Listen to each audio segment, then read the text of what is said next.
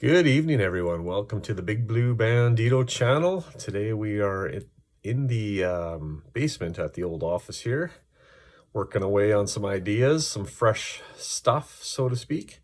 I'm not in the garage, and I'm hoping that if you give me the chance here to hear my story, it's still a car-related story or project that I'm chipping away at. We all know, I'm sure all as car guys, we're driving around, going about our day, and there's that one car that just makes you turn your head around 360 degrees. And that happened to me. Don't get me wrong, I knew where this car was located, but it's usually in the garage. And so let me paint the picture here. I'm visiting family, and I'm dealing with some stuff and driving down the same path, same road for a few days in a row. And this car is sitting on the driveway in the middle of winter. And this car should not be sitting on the driveway in the middle of winter. It is a 1958 Corvette convertible. I don't know all the specs, but it is white on white, hardtop roof, and it is sitting there in minus 30, minus 40 degrees Celsius. And there had to be some reason why it's out. But anyways, I did actually find out why it's on the driveway. I drove by, I was doing going about my business, drove by another day, and the garage door was open, and this garage is jammed full of vehicles and projects and stuff.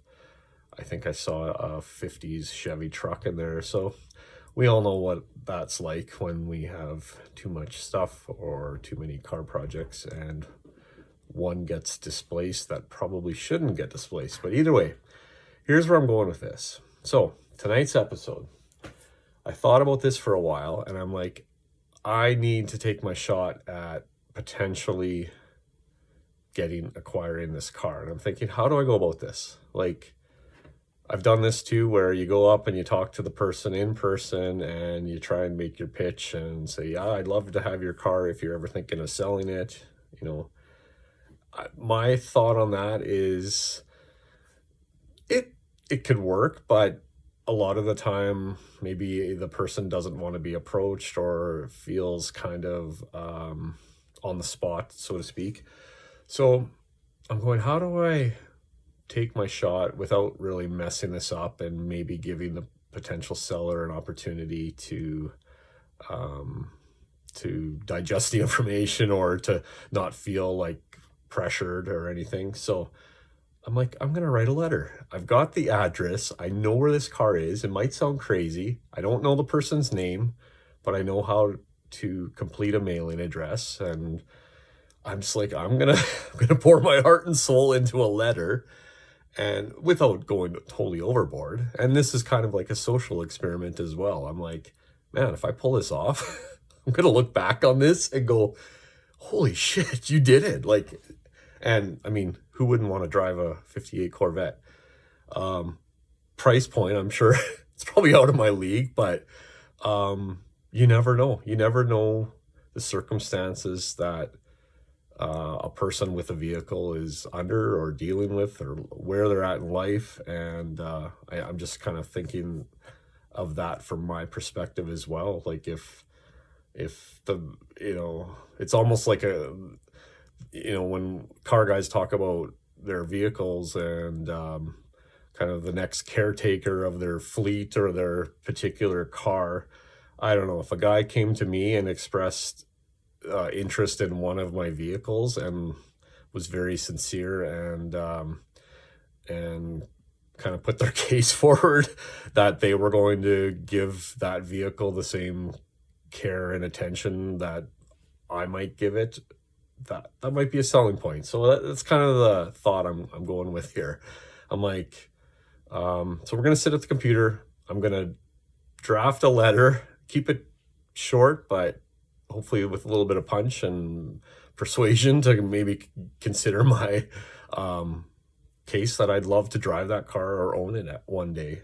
And I'll send it in the mail. And if by chance this person gets back to me, or, I'm going to leave my mobile number, my mailing address, my name, and just see where this goes. This is the most absurd idea I've had, but I'm like, how else do people find cool cars and acquire them? I'm like, I'm not going to the auction. I'm not going with deep pockets to try and bid on something that's a six-figure car, but I know this car is probably worth more than, I don't know. I know it's probably a long shot, but this is the episode. So sorry for the long-winded explanation. I just think it's a cool story.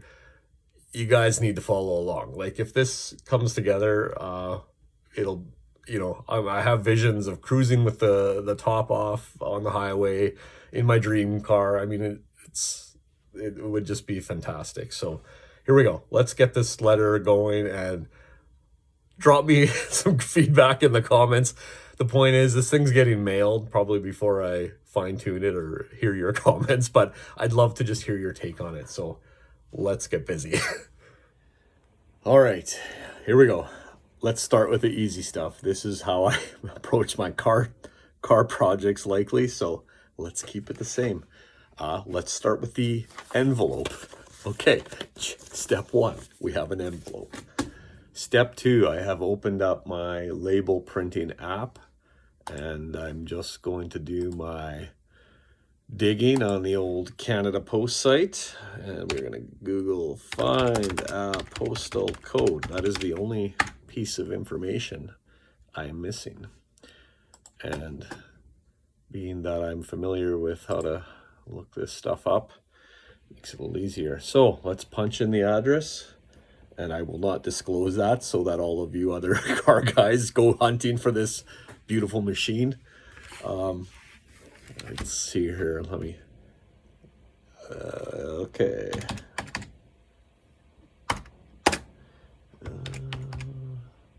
It is a mystery. Here it is. Okay.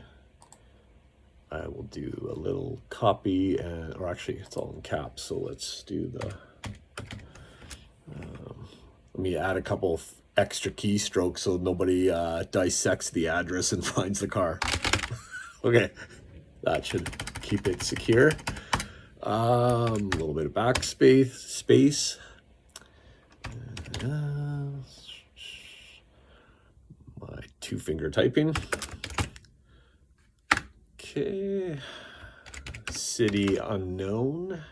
Province unknown. Oh, I know, but you don't, and I will keep it that way. I'm having too much fun with this. Okay.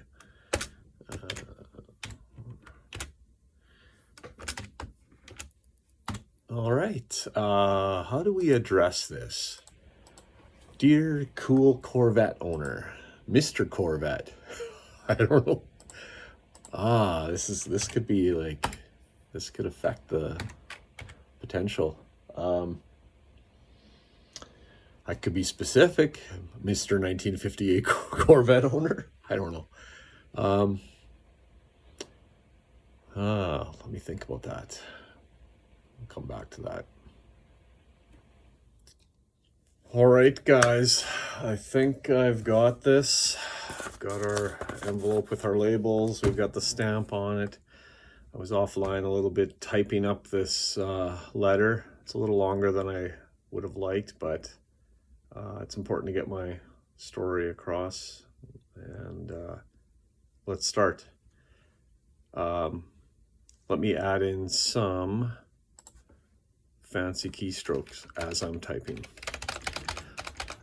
Dear Mr. Corvette owner, you may find this letter a bit unusual, but I felt it was the best way to reach out to you. I would greatly appreciate your time in reading this letter. Recently, I visited my family during Christmas week.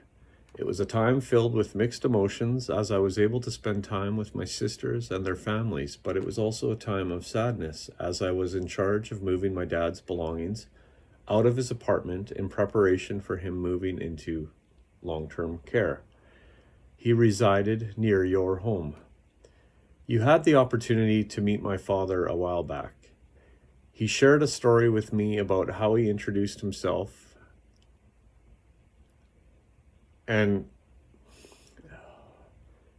got to speak with you about your beautiful Corvette convertible. The story of how you acquired it is heartwarming and struck a chord for this deep-rooted car guy. During the week I was visiting, I had to drive the same route back and forth between my dad's and my sister's. Each time I drove by your place, I admired the Corvette parked close to the street in your driveway. Although the temperatures were very frigid, I envisioned what it would be like driving that Corvette with the top off on a beautiful sunny day. That thought provided me with some relief from the difficult task of moving my father out of his place.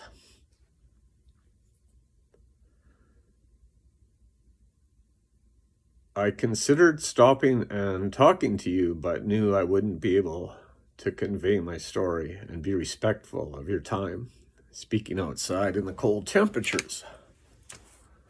I opted to send you this letter instead. As a young boy, I always admired Corvettes. My favorite is the 1963 split-window coupe, with a late 50s convertible being a very close tie. I wanted to provide you with my contact information in the event you consider selling your beautiful Corvette or wanted to pass the torch to the next caretaker. If I were lucky to have an opportunity to purchase it, I would take utmost care of it, keeping up with all maintenance, ensuring it was always clean and stored in my heated garage. It would be a dream to drive it and enjoy it. Thank you for your time. Sincerely.